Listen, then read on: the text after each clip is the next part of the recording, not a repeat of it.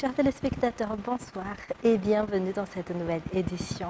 À la une de l'actualité, le Premier ministre Tsai Christian a effectué une visite dans la région d'Anos ce jour pour constater de visu l'avancement du projet FAO, dont le chantier est en phase de construction depuis le début de ce mois.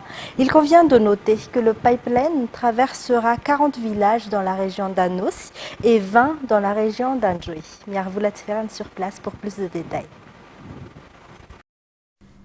Le Premier ministre Tsai Christian a effectué une visite à Essal, commune de Manambar, pour constater de visu l'avancement du projet pipeline FAO, dont le chantier est en pleine phase de construction depuis le début du mois de novembre. Actuellement, les travaux d'excavation pour l'installation de la station de captage sont en cours de finition. Lors de ce déplacement, le Premier ministre a souligné que le projet FAO apportera le développement, car ce n'est pas seulement la population dans les villages traversés par le pipeline qui bénéficiera des avantages de ce grand projet, mais aussi la région. Et cela aura surtout des impacts positifs sur l'économie nationale. Il a également soutenu que le projet FAO unit les Malagasy. L'eau qui découle reliera la population. Le pipeline traversera 40 villages dans la région d'Anos et 20 dans la région d'Anjouy. Le projet FAO est construit sur financement propre de l'État malagasy pour permettre à la population d'avoir accès à l'eau potable. Le sud de Madagascar qui a souffert depuis longtemps de pénurie d'eau. Le Premier ministre a été accompagné par le ministre de l'eau, de l'assainissement et de l'hygiène, les députés élus dans les districts de Tolagnar et d'Ambossar, ainsi que par la gouverneure de la région d'Anossi. En politique, l'Emonat a déclaré ce jour qu'aucune forme de perturbation n'est acceptable à l'approche de la publication des résultats officiels des élections, qu'elles émanent de civils ou de militaires. Aucun élément des forces de l'ordre ne peut faire de déclaration sans l'autorisation de son supérieur, précise le chef d'état-major adjoint chargé des opérations militaires, le général Andjianasman Anawidiam. Les détails avec Secharanjanas et Anzarazan Arvel. Les responsables de l'Emonat ont mis en garde ceux qui envisagent de perturber et de descendre dans la rue pour s'opposer aux résultats des élections. Les forces de sécurité prendront les mesures nécessaires en cas de tentative de trouble, selon le général Andjianasman Anawiliam, chef d'état-major adjoint des opérations militaires. Toute forme de perturbation est inacceptable à l'approche de la publication des résultats des élections, qu'elles proviennent de civils ou de militaires, poursuit-il. Il a par ailleurs soutenu que les forces de l'ordre ne peuvent faire de déclarations sans l'autorisation de leurs supérieurs. Concernant les colonels incarcérés dans la prison de Tiafa, leur procès est attendu le 16 janvier, soutient-il. Après cela, ils devront comparaître devant un tribunal militaire. Par la même occasion, les forces de sécurité ont confirmé qu'elles sont là pour protéger le peuple et son choix, car Madagascar est un pays démocratique. Et puis, les affaires nationales ne peuvent pas attendre. Il n'y a d'ailleurs aucune raison d'organiser une nouvelle présidentielle, d'après le président du parti Nifirénék, Paul Rabar. Ce n'est pas les collectifs des candidats qui définissent l'avenir du pays. La population a déjà exprimé son choix, a-t-il poursuivi. La communauté internationale a déjà reconnu l'élection et son résultat. Et les partenaires ne veulent plus d'une nouvelle crise. Sai Sylvain, Andniana Martina, sur les images de Sechanjanab. La population malagasy a eu une grande victoire face au collectif des candidats. Nul ne peut effacer leur choix. Et il n'y a aucune raison d'organiser une nouvelle élection présidentielle, souligne Paul Rabar, président du parti Nifirénék. L'on peut constater à travers les résultats provisoires publiés samedi dernier que la population malagasy garde sa confiance au président Andjrazouel. Et à travers cette élection du 16 novembre dernier, l'on peut apercevoir que chaque parti a ses partisans, poursuit-il. Toujours selon Paul Rabar, les pays partenaires de Madagascar ne veulent plus d'une crise dans le pays. Ils soutiennent le choix du peuple et reconnaissent le résultat du scrutin. La proclamation officielle des résultats par la HCC se tiendra dans quelques jours. Après cela, le président élu sera investi. En économie, selon le projet de loi de finances 2024, la recette fiscale est estimée à plus de 5 400 milliards d'ariars et la recette douanière à plus de 4 600 milliards d'ariars. De nombreux changements ont été apportés dont la valeur peut générer 590,90 milliards d'ariars de recettes fiscales et 15,56 milliards d'ariars de recettes douanières. Les détails. Le ratio de recettes fiscales intérieures est de l'ordre de 7% du PIB en 2024 contre 6,8% en 2023. Le taux de pression fiscale serait de 12,9%. D'après le projet de loi de finances 2024, on a noté l'absence de nouvelles impôts ou taxes, le maintien des taux d'imposition et la poursuite de la relance économique à travers le maintien des mesures antérieurement prises en faveur des secteurs fortement impactés par la pandémie de Covid-19. Les nouvelles mesures ont pour objectif d'optimiser la capacité contributive des contribuables tout en veillant à améliorer les recettes fiscales. Ainsi, la prévision de recettes fiscales intérieures brutes pour 2024 s'élève à 5 492,71 milliards d'ariars contre 4 786,16 milliards d'ariars en 2023. Ces nouvelles mesures législatives et administratives génèrent 590,9 milliards d'ariars. Concernant les douanes, on estime que 4 687 milliards d'ariars entreront dans la caisse de l'État pour l'année 2024, dont un peu plus de 1168 milliards d'ariars, soit le quart, proviendront des taxes sur les importations des produits pétroliers, et le reste provenant des importations non pétrolières. Il y a également des changements dans le tarif douanier et on estime que ces changements généreront 15,56 milliards d'ariars. À titre de rappel, le projet de loi de finances 2024 passera en séance plénière demain et sera voté après cela, après avoir été passé en travaux de commission depuis hier. Toujours en économie, Madagascar a déployé de nombreux efforts pour promouvoir l'industrie locale. Il existe deux manières claires pour y parvenir, a déclaré le ministre de l'Industrie, du Commerce et de la Consommation, Edgar Azafjava, lors de son allocution à la 20e conférence de l'ONUDI. La première est la création de pépinières industrielles pour promouvoir la production de base à travers le projet ODOF. Le second consiste à établir une coopération entre le gouvernement et les investisseurs afin de renouveler le monde des affaires et de l'investissement à Madagascar. Un reportage de Judicaël Rangenerin. Une des choses qui garantissent le développement de Madagascar est la promotion du secteur industriel, comme dans de nombreux pays dans le monde. Cependant, Madagascar connaît encore un léger retard, rendant ainsi plus difficile la manière de gérer le développement de l'industrie. C'est la raison pour laquelle le ministre de l'Industrie, du Commerce et de la Consommation, Edgar Azafjava, a énuméré le défi de Madagascar pour le mettre en œuvre lors de la 20e conférence de l'ONUDI. Pour répondre à ces deux besoins, les pépinières industrielles ont été créées pour la première fois à travers le projet ODOF. L'équipe du ministère de tutelle a visité de nombreux districts à travers Madagascar pour installer des usines afin que les produits des agriculteurs puissent être transformés localement, qu'ils puissent vendre plus facilement leurs produits et que les districts soient en mesure de produire les biens dont ils ont besoin quotidiennement, comme l'huile, le sucre et la farine. D'autre part, Madagascar a établi un nouvel environnement commercial sûr pour les investissements afin de faire de ces industries un pilier de l'économie malagasy. Madagascar sera un pays qui aura sa place dans le monde, a déclaré le ministre de l'Industrie, du Commerce et de la Consommation, Edgar Azafjava.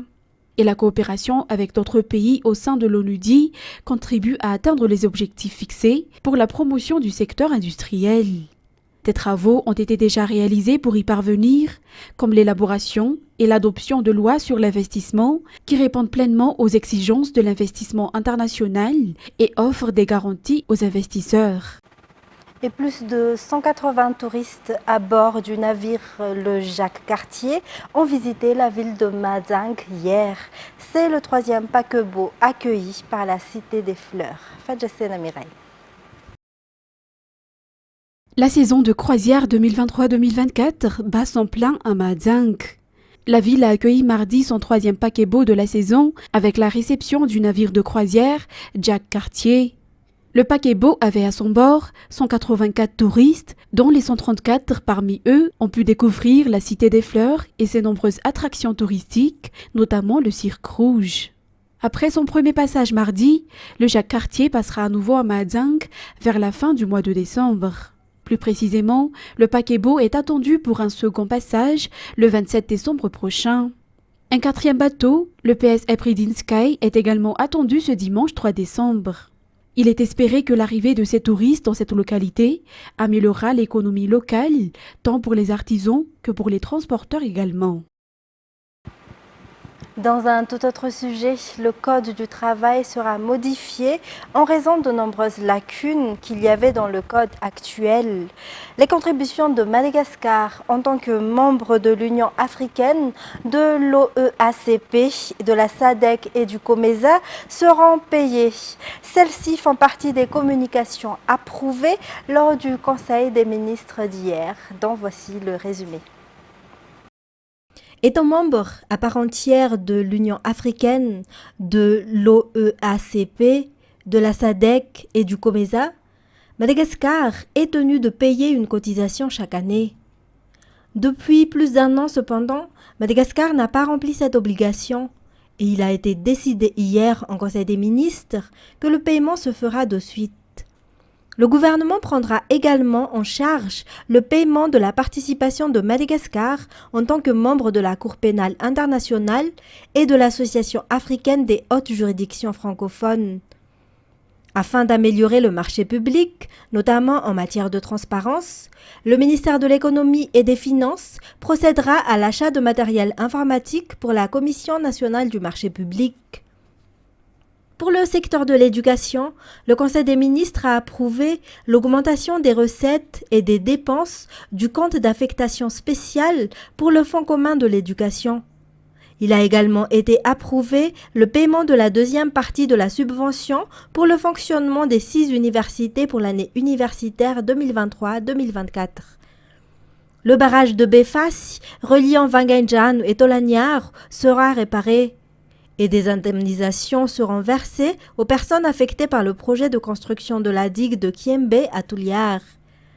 Enfin, des modifications sont apportées au Code du travail, notamment dans les domaines dans lesquels le Code du travail peut être appliqué, le travail involontaire, la rédaction des contrats de travail, la suspension des contrats de travail, la sécurité au travail, la gestion de l'environnement de travail et de l'emploi, les responsabilités des participants à la formation professionnelle et les sanctions dans le domaine du travail.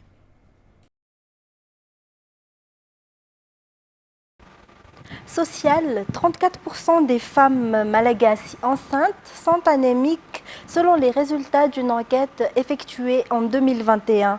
Pour cette raison, le ministère de la Santé publique, avec ses partenaires, a mis en place le projet MMS, un projet de distribution de pilules qui comprend les éléments dont les femmes enceintes ont besoin. L'anémie provoque une insuffisance de poids à la naissance chez le nourrisson, peut entraîner des handicaps et des problèmes de croissance de l'enfant. Cela peut même conduire à la mort de la mère. Selon les résultats d'une enquête réalisée en 2021, 34% des femmes enceintes malgaches sont anémiques, mais seulement 8% d'entre elles se rendent auprès des centres de santé. C'est pour cette raison qu'a été mis en place à partir de l'année 2021 le projet MMS ou micronutriments multiples suppléments, une distribution de pilules contenant les composants nécessaires aux femmes enceintes. Ce projet a été réalisé dans 2 endroits, notamment dans la région d'Itas et dans le district d'Ifanadine. Une réunion a eu lieu ce jour concernant le partage d'expériences quant aux résultats de ce projet et à son extension. Et sport, pour terminer les actualités locales, la Fédération internationale de pétanque est complètement en train de détruire le monde de la pétanque à Madagascar. Mis à part le fait d'avoir empêché les équipes juniors et féminines de participer au championnat du monde à Bangkok, au Thaïlande, la semaine dernière, le président de la Fédération de pétanque a été suspendu de ses fonctions.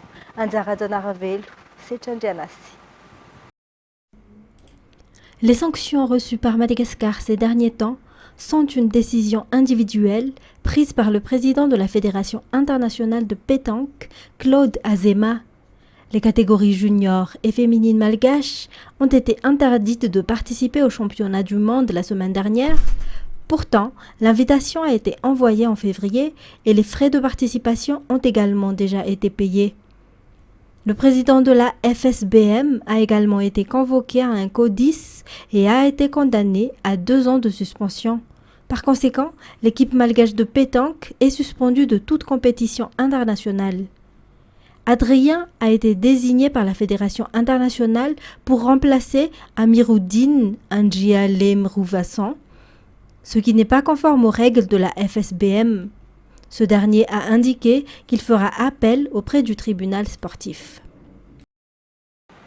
À l'international, les Russes continuent d'attaquer Avdiivka, ville de l'Est devenue l'un des points les plus chauds du front, affichant d'importantes pertes humaines. Il y a jusqu'à 1000 soldats tués par jour, selon les renseignements britanniques. France 24.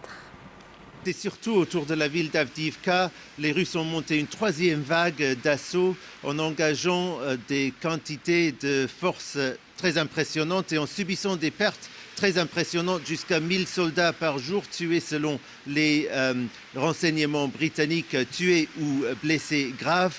Sans succès selon la ligne officielle ukrainienne qui dit que les forces ukrainiennes tiennent la ligne et continuent de tenir cette ville presque entièrement détruite, mais très stratégiquement située juste au nord de Donetsk, qui est contrôlée par les Russes depuis 2014. En vérité, si on lit les interviews que certains militaires ukrainiens donnent à la presse ces derniers jours, et notamment une tribune écrite par Oleg Sentsov, le cinéaste qui avait été emprisonné en Russie pendant quelques années avant d'être libéré et qui a dernièrement rejoint les forces armées de l'Ukraine, eux disent que la situation est beaucoup plus difficile et que les forces russes sont entrées dans la zone industrielle au sud-est d'Avdiivka, qui était vraiment la forteresse ukrainienne, la seule partie de la ligne de front qui n'avait pas bougé d'1 centimètre depuis le début de l'invasion à grande échelle en février 2022. C'était la ligne de front entre 2014 et 2023. Maintenant, visiblement, les forces russes sont dans cette zone industrielle qui est très grande. Ils sont loin de contrôler toute la zone, mais le fait qu'ils ont pénétré cette forteresse ukrainienne, selon de nombreux analystes, est très inquiétant pour l'avenir de la défense ukrainienne de cette ville. La Finlande va fermer son dernier poste frontalier, encore ouvert avec la Russie, dans la nuit de mercredi à jeudi, accusant Moscou d'orchestrer une attaque hybride en envoyant des migrants sans papier à la frontière. France 24. C'était le dernier poste frontière encore ouvert entre la Finlande et la Russie. Désormais, à Raja-Jooseppi comme ailleurs, plus personne ne pourra rentrer dans le pays, au moins jusqu'au 13 décembre.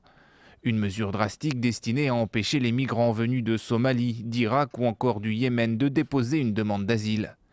Helsinki accuse Moscou d'orchestrer leur afflux. La migration instrumentalisée en provenance de Russie s'est poursuivie. Il s'agit ici d'une interférence russe et nous ne l'acceptons pas. Ces derniers jours, il apparaît de plus en plus qu'il s'agit d'une activité organisée et non d'une véritable urgence. Mi-novembre, la Finlande avait fermé progressivement 7 de ses 8 points de passage avec la Russie. Seul le poste de Raja-Jooseppi, situé à l'extrême nord du pays, était resté ouvert. Le fait que l'afflux de migrants se soit reporté sur ce poste malgré la difficulté d'y accéder prouve, selon Helsinki, que Moscou est à la manœuvre. Depuis l'invasion de l'Ukraine par la Russie en février 2022, les relations entre les deux voisins se sont détériorées. La Finlande s'est rapprochée des Européens et a intégré l'OTAN en avril dernier. Moscou avait alors promis de prendre des contre-mesures. Helsinki avait d'ailleurs anticipé une pression migratoire le long de sa frontière terrestre en commençant à construire une clôture sur 200 km. Les autorités finlandaises ont toutefois indiqué que les demandeurs d'asile peuvent toujours demander une protection aux frontières aériennes et maritimes. Le vice-ministre russe des Affaires étrangères dénonce de son côté une décision irrationnelle. Un total de 41 personnes ont été interpellées mardi en France, soupçonnées d'être liées à une secte internationale accusée de nombreuses dérives sous couvert de pratiques de yoga, a-t-on appris de sources judiciaires et proches de l'enquête. France 24. Cette fédération Atman, comme elle s'appelle, elle opère comme une vraie multinationale avec plein de filiales autonomes dans une trentaine de pays. Et l'une de ces associations importantes se trouve ici en Inde, à Rishikesh, la ville sainte de l'Himalaya où beaucoup de jeunes étrangers viennent chercher un certain salut sous forme de yoga et de spiritualité. Et j'ai infiltré cette association ces derniers mois, une association appelée Mahasiddha. Et c'est là que j'ai découvert l'ampleur du mouvement d'Atman, car j'ai ensuite parlé avec des femmes européennes qui sont passées dans cette école par d'autres branches de la secte situées en Thaïlande ou en Angleterre. Et elles racontent comment elles ont été endoctrinées progressivement dans ce mouvement de tantrisme. Une étape cruciale est en fait le passage en Roumanie, lors d'un camp estival au bord de la mer Noire organisé par l'association MISA, qui est une organisation qui a été fondée par ce gourou arrêté, Grigorian Bivolaru. Et c'est lors de ce stage roumain qu'elle serait repérée, poussée à des pratiques sexuelles débridées, voire des orgies entre elles. Parle à ses adeptes féminines, leur dit que l'initiation sexuelle avec Grigorian Bivolaru est l'aboutissement de leur apprentissage spirituel. Elles sont donc emmenées pour cela, les yeux bandés, vers plusieurs logements parisiens où elles se retrouvent rapidement enfermées pendant des semaines et contraintes là d'avoir ces relations sexuelles avec Grigorian Bivolaru, ce supposé gourou de 71 ans. 3 de ces victimes se sont confiées à moi ces derniers mois, une française, une allemande et une anglaise, qui sont chacune entrées dans cette secte par une branche différente en Angleterre, en Thaïlande et ici en Inde. Une des femmes me disait avoir dû coucher 3 fois avec lui et avoir vu surtout quelque chose qui l'a profondément choqué, c'est que Grigorian Bivolaru aurait eu des relations sexuelles avec une mineure de 16 ans. C'était apparemment la fille d'une des adeptes hongroises de la secte. Et d'autres femmes se trouvaient dans les appartements parisiens lors de la descente de la police. Il y avait en effet 26 femmes, jeunes femmes enfermées dans les différentes résidences d'Île-de-France quand la police est arrivée, ce qui vient confirmer les témoignages que j'ai recueillis ces derniers mois et que nous avons diffusés sur RFI quant à l'ampleur de ce réseau international de traite de femmes. Ces femmes se trouvaient dans des lieux sales, délabrés, où on abusait de leur désir de salut, où on aurait surtout abusé de leur confiance et de leur corps. Grigorian Bivolaru, quant à lui, sera présenté samedi au plus tard devant le juge d'instruction pour une possible mise en examen. Mesdames et messieurs, c'est la fin de cette édition. Merci à vous de l'avoir suivi. Je vous retrouve demain pour de nouvelles actualités. Au revoir et bonne soirée sur Viva.